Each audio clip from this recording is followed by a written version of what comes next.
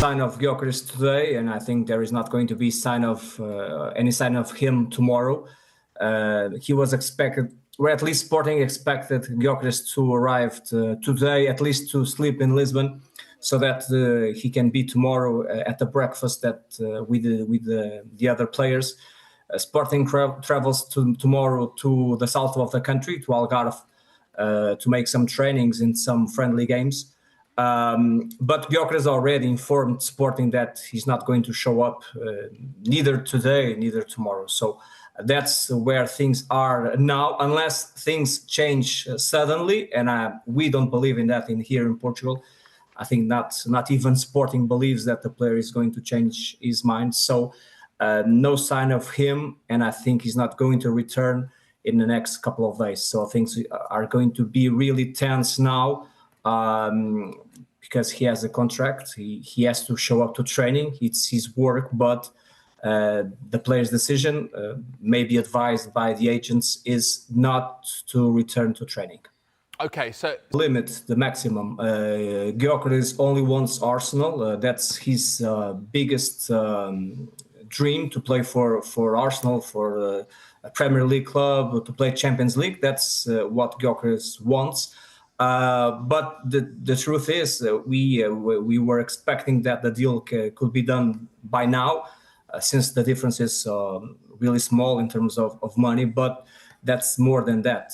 That's about. It's more about the things that the player is doing, the agents are doing, and of course, Sporting is not really happy with this situation. Of course, the way the player is behaving, the way the agents are behaving, and that's the problem.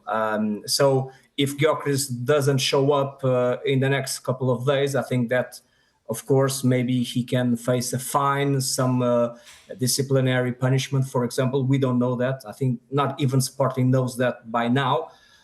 But of course, in terms of the player's point of view, of course, I think he's going to do everything to push for the transfer.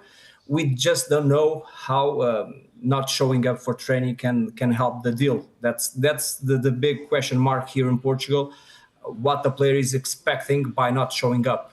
If he's expecting the Sporting to agree the deal, I don't think that things are going to be done that way. To be honest, David, the number from the last couple of weeks.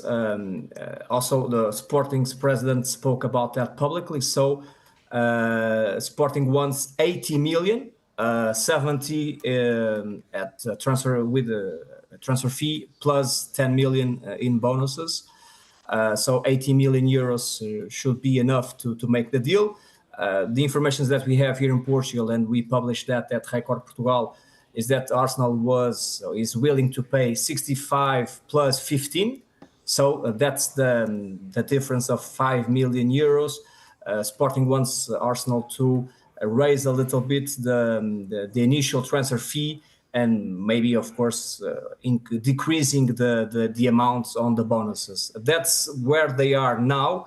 The strange thing here in Portugal, we are asking the same thing: is why is not Arsenal just offering plus just 5 million euros? Is not a big thing in football. So.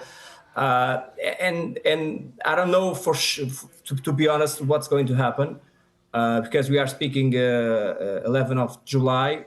We have a lot of days until the transfer window closing, but I don't know. There are other strikers in football, so of course Arsenal can be fed up with this situation and go for another striker. And Gyokeres needs to do another choice for his career. So. I think it's going to be interesting days in the next weeks, or until the transfer window closes, of course. Okay, if this deal were to collapse, David, how might he fancy moving to Manchester United as the next move in his career, potentially? Good question. We have the information here in Portugal that Gyokeres said no to United 3 times already in this transfer window. Of course, United is a big club. It's not about that, but he wants to play Champions League football. That's the thing.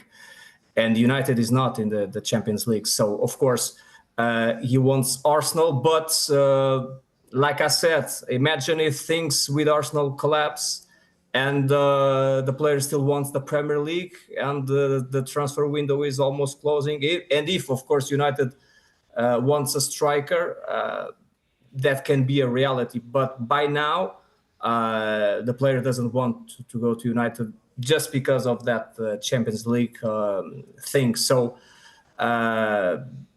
things can change if the deal with Arsenal collapses, and we know that Arsenal has several targets for the attacking, Sesko and other players. They want Gyokeres as well, but I think that the key here is to understand the patience that Arsenal will have to wait for the player.